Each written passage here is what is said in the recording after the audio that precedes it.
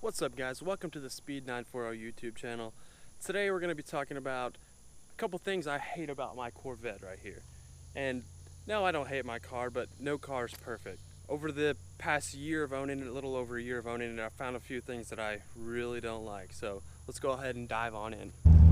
So the number one thing I hate about my C6 Corvette is the squeaky roof. I'm not sure if you've ever ridden a C6 Corvette, but if you have, I'm sure you've heard of this roof squeak. Since the day I got the car, I pulled back up to the dealership and I asked the guy, hey, is the roof supposed to squeak like that? He goes, yeah, some of them do. He goes, if you buy the car, we'll go ahead and fix it for you, whatever.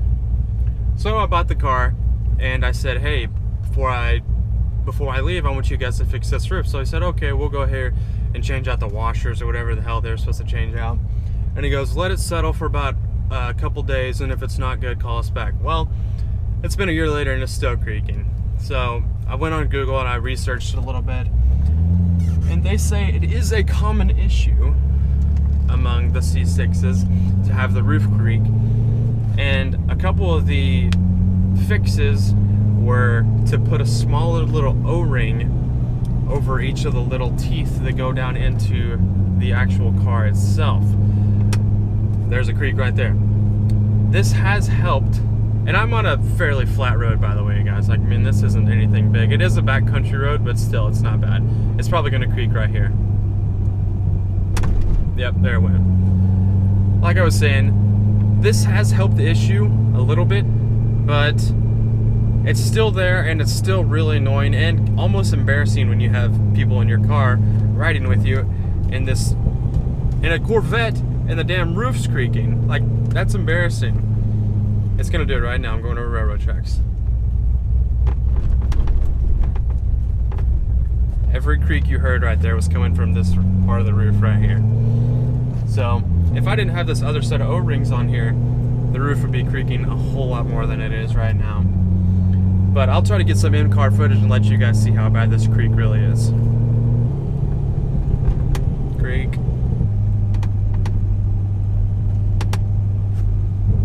Any flex in the body is causing this roof to creak right now, so hopefully the microphone is picking it up.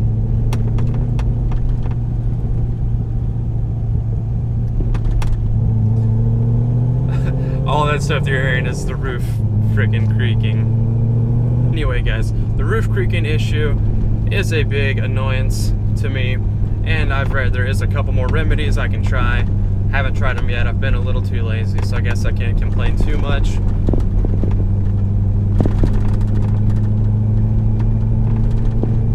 But it's enough to drive you insane. Alright, one more final creak as I pull into my driveway, as it is a pretty big incline. There it is, pulling in, pulling out.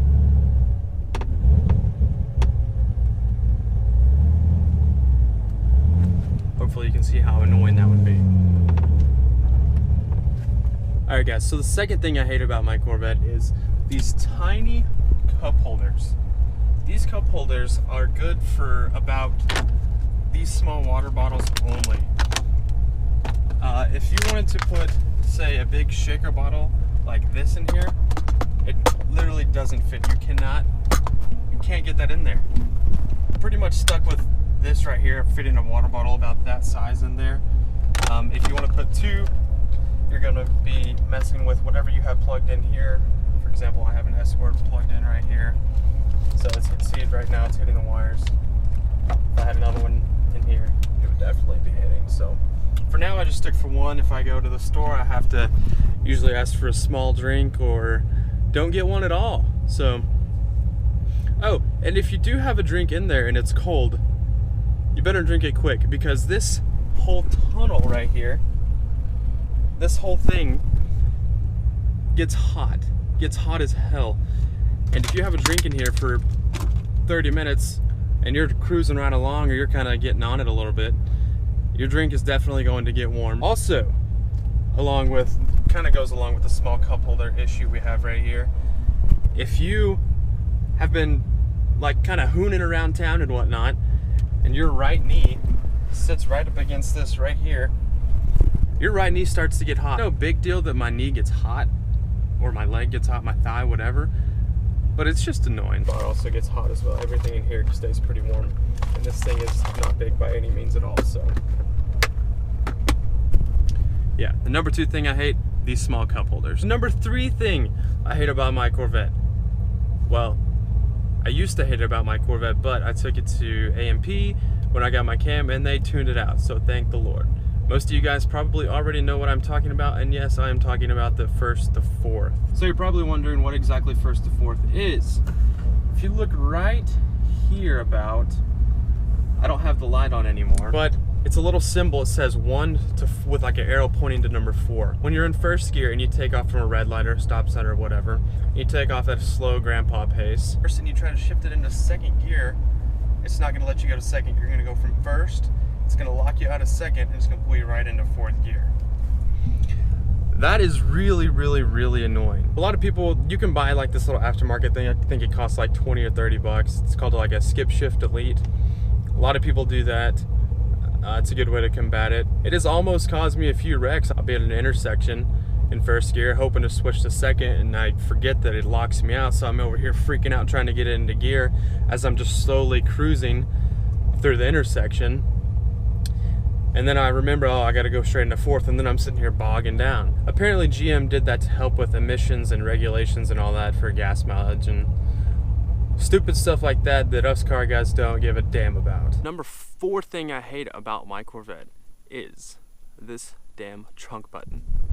This trunk button right here is the slowest reaction thing if you can get it to work. Like 80% of the time it will work, but 20% of the time it's either lagging or you have to press it 1 or 2 more times. Now I don't know if everybody's Corvette does this, but mine does, and I don't like it. So let's see how it fares this first time. Okay, it did good. It did good. We'll try it again. Okay, it's doing good. Try it again. Well, of course, for this video, it is going to act up. Can't do anything about that. Like I said, 80% of the time it works, 20% of the time it doesn't. It's just one of those small things that I don't really like and wish could be a little bit different. Number 5 thing I hate about my Corvette is this crappy interior. This interior is garbage. For a car made in 2012, this interior is definitely lacking. This right here, this steering wheel is okay, but my friend Nick had a 2007 Corvette and a 2008 Corvette. He's still jealous that my steering wheel is nicer than his. So this is kind of an upgrade that they did do. The previous steering wheel, this was all like a bland silver. This is all bland silver, bland silver. On this one, this is black. Comes with like a little updated little chrome thing right here. I don't know how cool that is. But, and then it has this little carbon fiber looking, not actually, but it's some checkered stuff right in the center of the steering wheel. So that's cool that they updated that. Still, it's not the best. Second thing is this door right here. This door, always, I mean, if you push on it, it's always making different creaky sounds and whatnot. Next is this pathetic little center console, I guess if that's what you want to call it. This thing isn't deep at all. It goes up to the first little knuckle on my finger.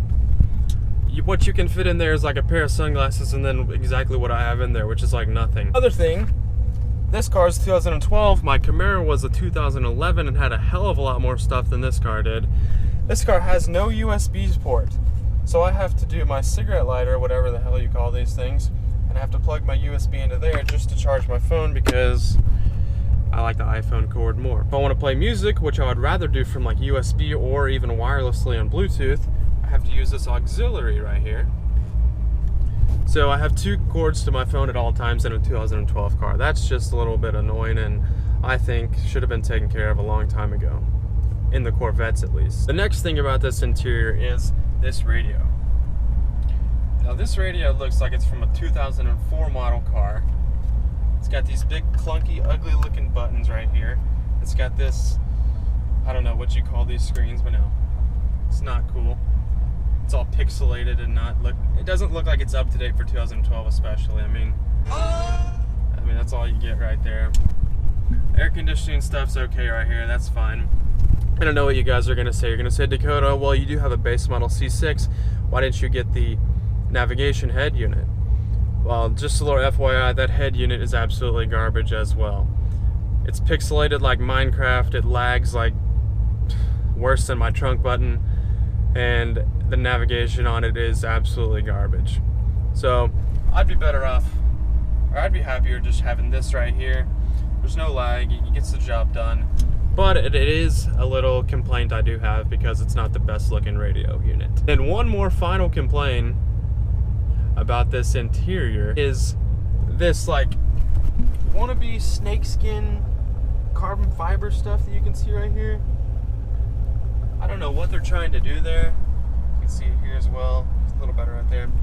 Some of my friends get fooled and they think it's carbon fiber, but it's definitely not carbon fiber. It's like a, I don't know, like a bullshit snakeskin ugly stuff.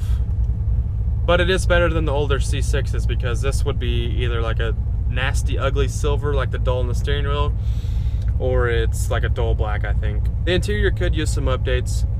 I guess they were waiting to do all that with the C7.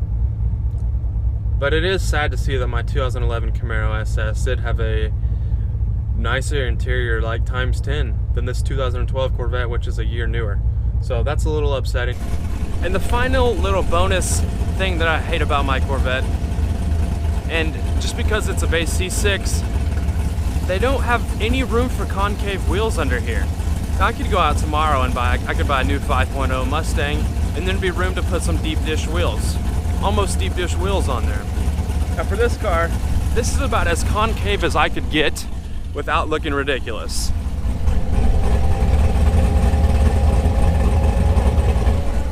Now, I don't remember the exact offset of these right here, but it's not a lot. This is about the only wheel I could find to look good on here. It's a little bit annoying that this is as deep as concave as I could go without looking absolutely ridiculous. Like, I have a 295 tire on here right now. That's sad. I guess I will just have to save with money to buy wide quarter panels for the rear and for the front, buy new wheels, and buy new tires. Simple. But guys, thank you for watching this video of the 5 things I hate about my C6 Corvette. If you did enjoy this video, please give it a like and be sure to subscribe to my channel. Thanks for watching. Have a great day.